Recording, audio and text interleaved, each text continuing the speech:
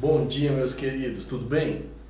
Bom, depois de ter passado pelo estudo da introdução dos animais do filo cordados, hoje nós vamos abordar a classificação, passando pelo estudo dos principais grupos, entrando em detalhes, conhecendo, nos aperfeiçoando aí sobre esses animais que representam o último filo de estudo.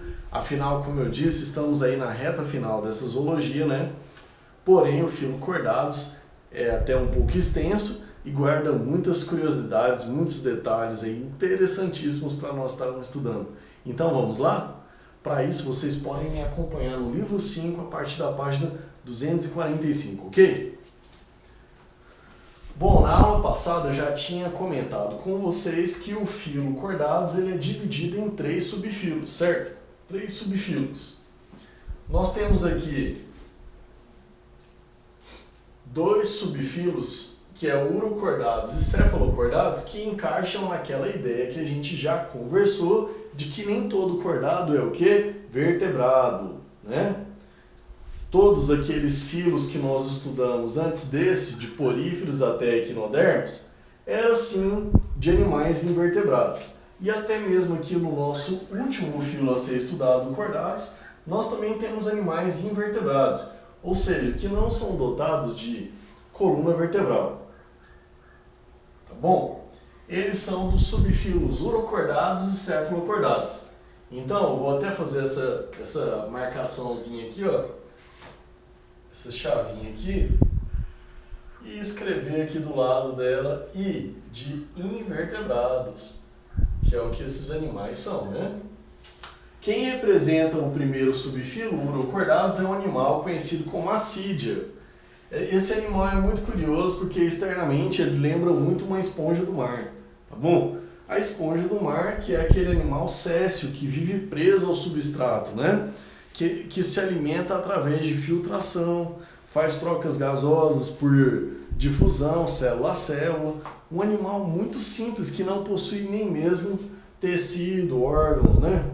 Então, a assídia lembra muito esse animal devido à sua aparência externa, tá? Mas não podemos nos confundir internamente, fisiologicamente, esse animal, ele nos lembra muito mais do que a própria esponja do mar. Afinal, internamente, ele é tão complexo como qualquer outro cordado. Ele é dotado de estômago, de coração, entre outros órgãos especializados, viu? Subfilo cefalocordados é representado pelo anfioxo, um bichinho que mede alguns milímetros, representa esse grupo, ele que também é invertebrado, tá? O anfioxo ele tem uma grande importância de ser utilizado em estudos sobre embriologia. Ele é tomado como exemplo de cordado. Por quê? Porque ele é um animal que está na base dos cordados, então ele possui as características gerais desse grupo.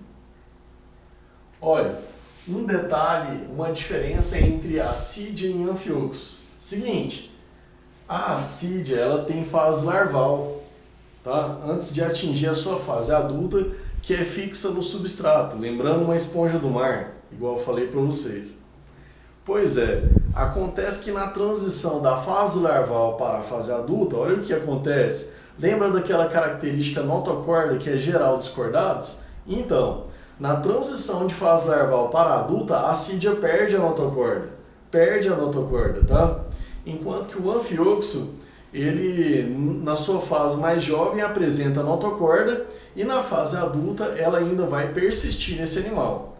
Notocorda, lembrando a você, que é aquele bastão, aquele eixo de sustentação que se encontra lateralmente ao tubo nervoso dorsal de um animal cordado. Mas é claro, nem na assídia nem no anfioxo essa notocorda irá constituir o quê? Coluna vertebral, persistindo ou não na vida adulta, tá bom? Agora vamos, enfim, para o estudo dos animais vertebrados, aqueles cuja notocorda realmente forma uma coluna vertebral, tá? E crânio, porque esse subfilo também pode ser chamado de craniado, afinal, nesses animais forma essa caixa de proteção da massa nervosa, o crânio, certo? Lembrando que se um animal é vertebrado, craniado, Não necessariamente a constituição do seu esqueleto deve ser óssea. Pode ser o quê? Cartilaginosa. Queria te lembrar isso aí, hein? Queria te lembrar que animais cartilaginosos são mais leves e mais flexíveis, portanto, tendem a ser mais ágeis. Porém, o esqueleto do animal vertebrado ou craniado pode ser ósseo. Os ossos são mais densos, mais resistentes, mais fortes. Os animais tendem a ser mais pesados. Tá? Bom, turma, e falando sobre vertebrados, a gente começa com um grupo aqui, que é o grupo dos peixes, o nosso primeiro grupo de vertebrados a ser estudado. Os peixes são animais perfeitamente adaptados para a vida aquática, podendo ser de água doce ou água salgada, e eles possuem várias adaptações para viver nesse ambiente.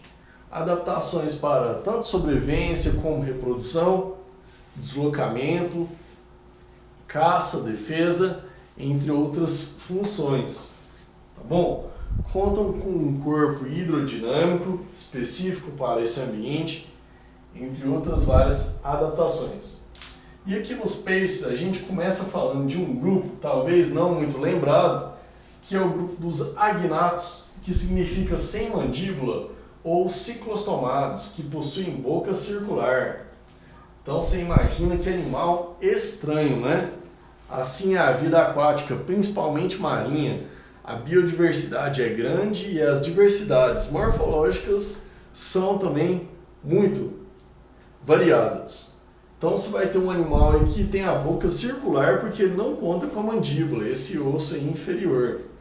Então fica aquela boca circular. Por isso, geralmente, eles não são bons predadores, e sim parasitas. É o caso de um peixe chamado feiticeira e o outro chamado de lampreia. Tá? Então esses animais, eles são peixes sim, têm características de peixes, tá? E eles são desse tipo aí, sem mandíbula, com boca circular. Eles têm o corpo revestido por uma espécie de muco, tá? Sem escamas e com nadadeiras ímpares, além de outras características. E o esqueleto deles é cartilaginoso. Agora vamos estar falando aqui dos peixes verdadeiramente os mais lembrados, né? Que estão divididos em dois grupos, os osteites e os condrites. Os osteites são os peixes ósseos e os condrites são os peixes cartilaginosos. A gente pode comparar esses dois grupos de peixes em vários pontos, em várias características, que é até interessante você montar um quadro, uma tabela comparativa entre esses dois grupos. Nós vamos compará-los em características gerais, em morfologia, em fisiologia, em reprodução, certo? Então, vale muito a pena você estar afiado, faça um estudo dedicado, com compromisso sobre os peixes. Os peixes ósseos podem ser lembrados por exemplos como lambari, sardinha, tucunaré, bagre, salmão, piranha, entre vários outros, tá? Os peixes cartilaginosos, os condrites, podem ser lembrados por tubarão, arraia, cação, quimeras, viu? E aí você vai comparar esses grupos aí, fica essa tarefa de casa para vocês aprimorarem mais ainda, né? Vocês vão ver características lá, turma, como por exemplo, a posição da boca do peixe, se é ventral ou frontal, tá? Ventral no caso dos ossos frontal e aqui é ventral.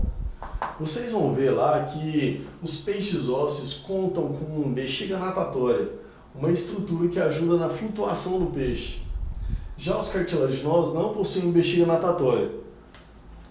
E a flutuação depende da oleosidade de órgãos como o fígado, por exemplo. Tá? Vocês vão ver lá a diferença entre esses peixes, o tipo de nadadeira caudal, aquela que vai lá no final do corpo do animal, como se fosse o leme, né, do seu corpo. Os ossos têm nadadeira caudal do tipo homocerca, que tem a região superior e inferior do mesmo tamanho. Já os condrípteros, eles têm nadadeira caudal do tipo heterocerca, onde a região superior é maior que a inferior. Então, essas são algumas características, é claro, ainda tem a principal, né, que é a constituição do esqueleto desses peixes. O esqueleto desses peixes é de constituição óssea, mineral, principalmente cálcio, fosfato. Já o esqueleto desses aqui é constituído principalmente de cartilagem.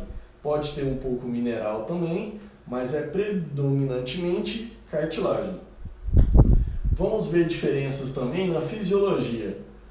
É claro que aquilo que é básico se mantém, como por exemplo o sistema digestório completo, com digestão extracelular, se mantém para os dois. Respiração branquial é a mesma para os dois. Circulação. A circulação com um coração dividido em duas cavidades, sendo ela simples, fechada e incompleta, se mantém. Mas, por exemplo, a excreção aí já vai variar. Apesar do órgão ser o mesmo, que é os rins, o principal, né, o protagonista aí do sistema excretor ou urinário, mas vai variar aqui o tipo de excreta liberado por cada um desses grupos, onde nos peixes ósseos há predomínio da excreção de ureia, enquanto que nos cartilaginosos há o predomínio da excreção de amônia. Então essas são algumas das diferenças, vocês vão atrás aí para aprender muito mais. Vai ter na reprodução também, tá bom? Fecundação interna, externa, vai variar aí, desenvolvimento direto e indireto. Então eu dei algumas dicas, já falei sobre algumas das principais características, como a posição da boca, o tipo de esqueleto, se tem ou não bexiga natatória, o tipo de cauda heterocerca, o tipo de excreta liberada, e vocês procuram preencher com um pouco mais de diferença entre esses dois grupos de peixes, tá bom? Então a gente começa cordados dessa forma, citamos os cordados invertebrados e passamos para os vertebrados estudando aí inicialmente os peixes. Na próxima aula vamos estar falando sobre os anfíbios. Então as atividades já estão postadas, vocês podem ir lá e desejo que vocês façam bons estudos e na próxima aula nós vamos estar juntos aí para reforçar esse conteúdo do início de cordados e tirar qualquer possível dúvida, tá bom, meninos? Então muito obrigado pela atenção, bons estudos para vocês e um grande abraço. Tchau, tchau!